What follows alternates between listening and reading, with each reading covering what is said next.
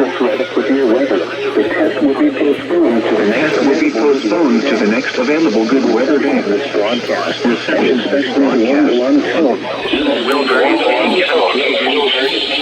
Variability normally more noticeable with greater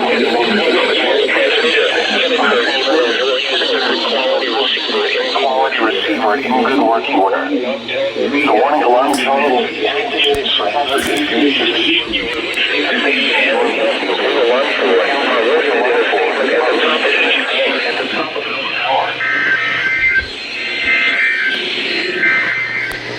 Your weather synopsis for South Central Texas.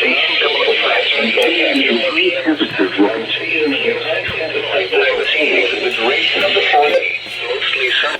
A heat advisory is in effect this afternoon for portions of the Hill Country, Interstate 35 corridor, and coastal plains.